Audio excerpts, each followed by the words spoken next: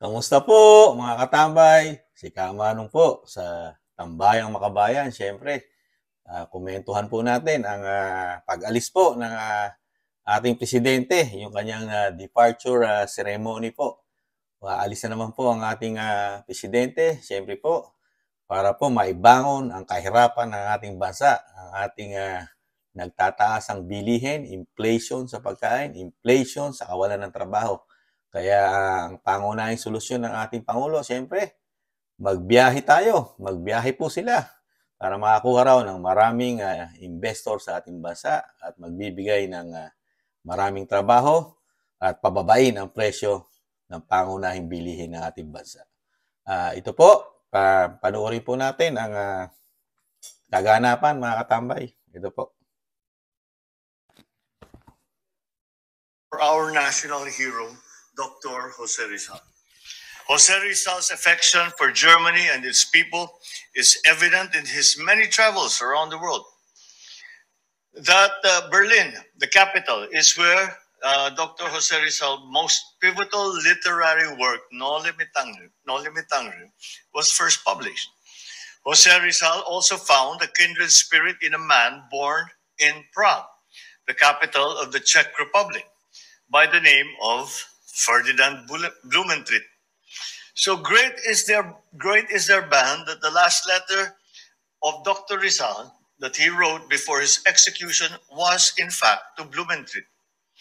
Thus, I look on my trip to the center of Europe with anticipation and optimism for the opportunities to be explored and for our friendship with the German and Czech nations to be affirmed and strengthened. I will be meeting with Chancellor Olaf Scholz in Germany. In the Czech Republic, I will meet with the 4 constitutional heads of government, President Petr Pavel and Prime Minister Petr Fiala, and the heads of the Czech Parliament. Senate President Miloš Vystrčil, and Speaker of the Chamber of Deputies, Markéta Pekarová Adamova. During our time in Germany and the Czech Republic, we will underscore our unwavering commitment to strengthening partnerships with like-minded countries, promoting the rules-based international order, which serves as a cornerstone of global peace and of stability. We will also focus on expanding economic cooperation, opening up more avenues for mutually beneficial trade and investment opportunities. We wish to tap Germany's expertise in renewable energy to assist us in our energy transition efforts, as well as on manufacturing, healthcare, agriculture, aerospace, innovation, and startups, IT, BPM, minerals processing. In the same vein, we wish to harness the Czech Republic's expertise on agriculture, manufacturing, especially in the automotive industry, transportation, renewable energy space, and scientific instruments that they have been leading the world in terms of technology. We are eager to invite German and Czech businesses to consider the Philippines as a production hub for their products. I look forward also to meeting with, of course, our kababayans in Berlin and Prague to reaffirm po, fast forward natin ng konti, mga katambay. Mahaba ito. Fast forward na natin sa arrival na ng presidente. Ayan po.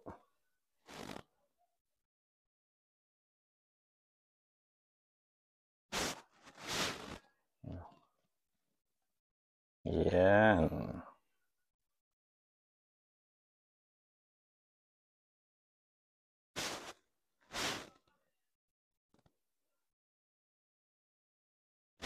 Ayan na po. Ayun. Ayan.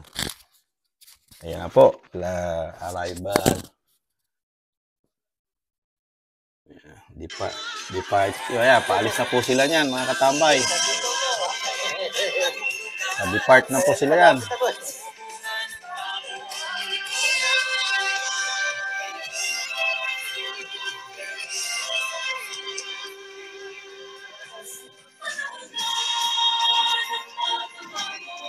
Ayan, panahon na ng pagbabago ng ating bansa.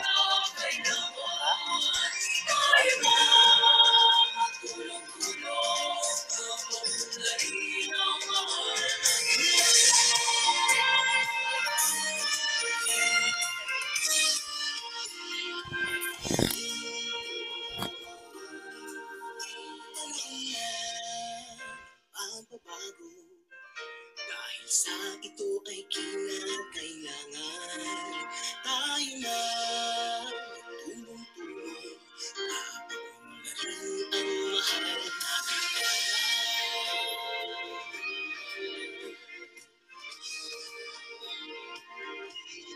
nating panahon na pagbabago, ayos ang mga dapat ayusin. Dapat lang maging tungkulin ng bawat mamamayan dito sa atin. Ng pagbabago patungo sa pag-asenso, magsikap ng mabuti at ng kuminhawa-talo. Malaki natin sa mundo at ipamalas ang bagong Pilipino at bagong Pilipinas.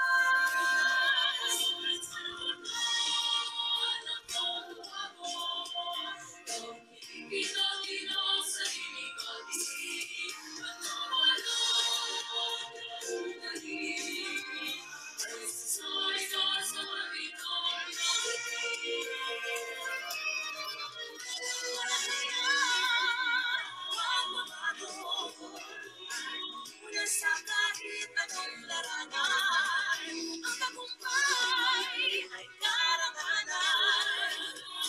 Ngayon, handog natin sa bayan. Ulit lang na pagmamayan ng Pilipino, husay at taas, kagandahan at talento. Pagpaligsahan kahit anong oras, bagong Pilipino, bagong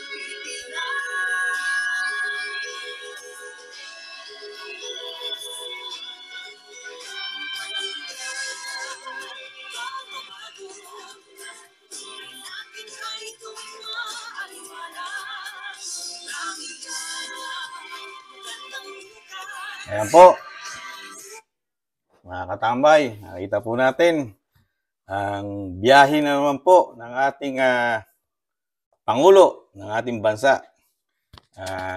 Talagang hindi titigil ang ating pamahalaan, lalo ang ating Pangulo, hanggat hindi bumabangon ng ating bansa. Ang sinasabi nga, babangon muli ang Pilipinas.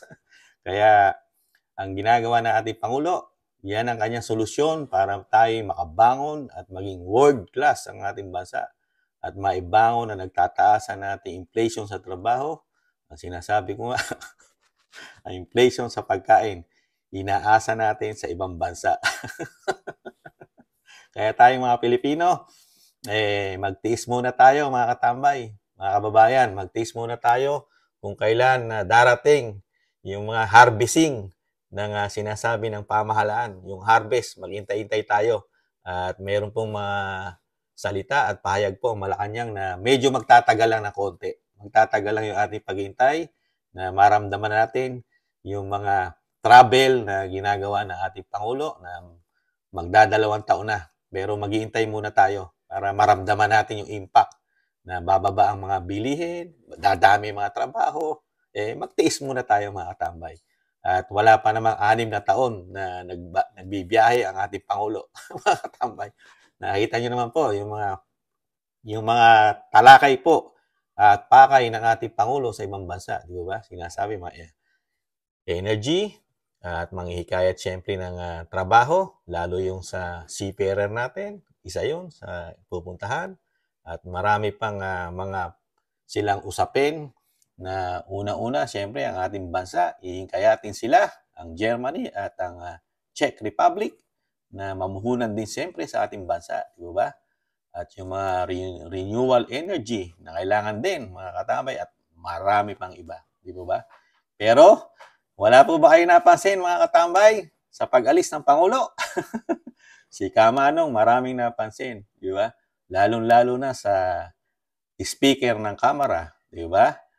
Very quiet at talagang hindi nagpapansinan ang Vice President, ang Speaker, at lalong-lalo na ang First Lady ng Pilipinas.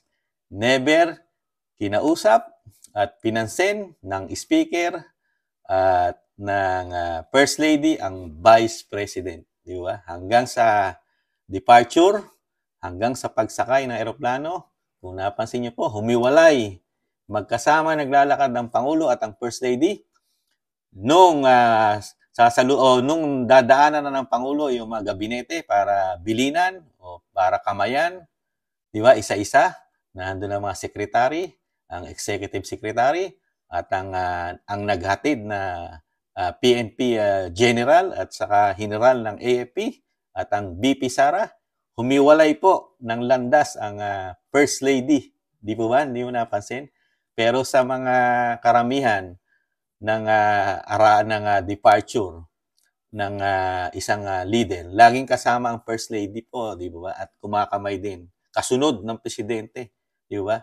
Laging kasunod ng presidente na kumakamay sa mga pagbibilinan, lalo kung umaalis ang presidente ng bansa. Pero ang First Lady, lumihis.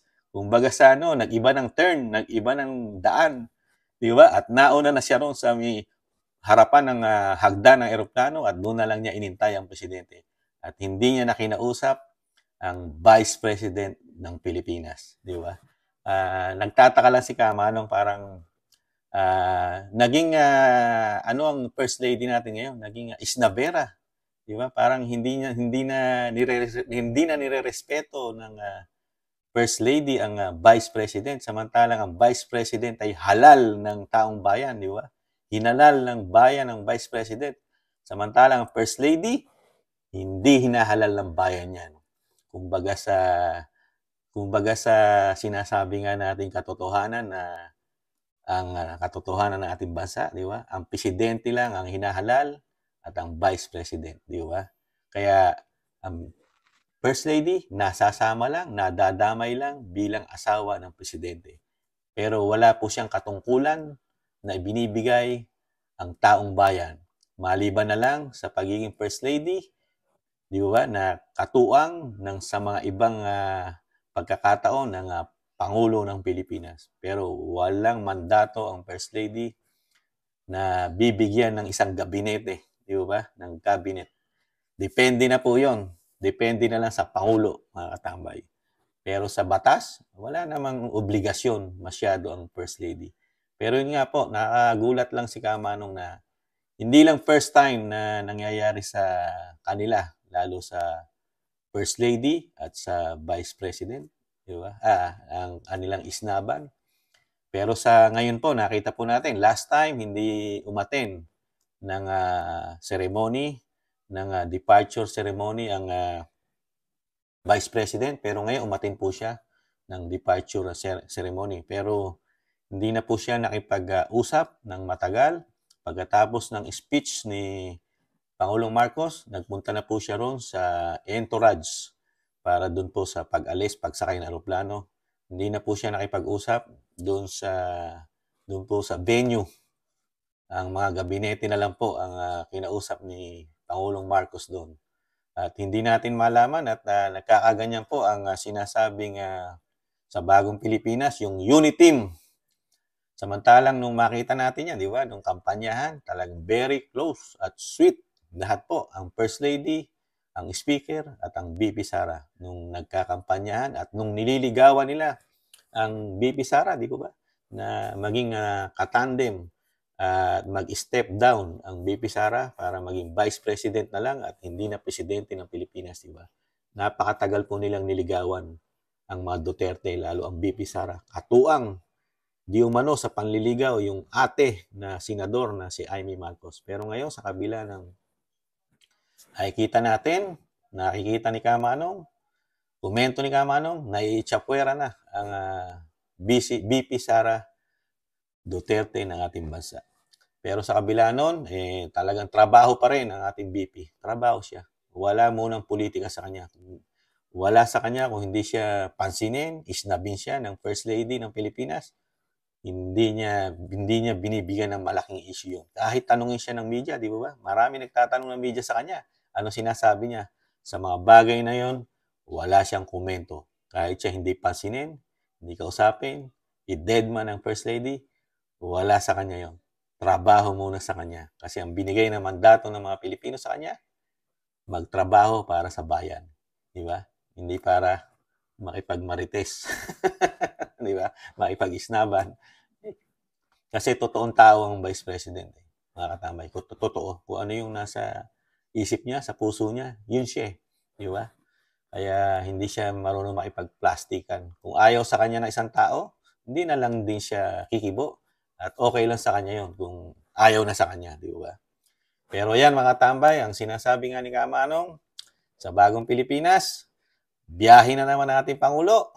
Kaya hintayin natin ang mga pangako ng Pangulo na talagang tayo ay maiahon sa bagong Pilipinas. May bababa na mga pagkain at sagana tayo sa pagkain. Hindi tayo magugutom mga Pilipino sa mga ginagawang biyahe ng ating Pangulo. At magkakaroon sa darating na araw o buwan o taon ng isang damukal na trabaho ang ating bansa. Dahil maraming mag-iimbes at magbibigay ng trabaho sa ating bayan. Yan po ang talumpati ng ating Pangulo. Mga kababayan, di ba? Kaya hintayin lang natin at magtiis lang tayo. Magtiis lang tayo hanggang hindi dumarating. Di ba? Kasi wala pang 6 na taon. Sa loob ng 6 na taon, mararamdaman na natin yan, mga katambay, ang mga biyahe ng Pangulo. Kaya magtiis lang tayo. Huwag tayong kumain muna ng 3 beses ang araw. Dahil sa mahal ng bilhin, tiis lang. Gawin muna natin 1 beses, mga katambay, ang kain ng bigas, ng kanin. Dahil sa mahal, hanggang hindi dumarating ang mga pinaghirapan ng ating presidente, kaka-travel, kakabiyahe, tiis muna tayo, magtipid muna tayo. Huwag muna tayong kumain ng 3 beses ang araw, mga katambay. Di ba? Saka na lang tayo kumain ng 3-5 beses ang araw pag dumating na yung mga sinasabi ng Pangulo na magbabangon sa ating bansa. Di ba mga katambay? Yan lang po mga katambay, si Kamanong. At sinasabi ko nga po, may kanya-kanya tayong opinyon. Opinyon po ni Kamanong ito.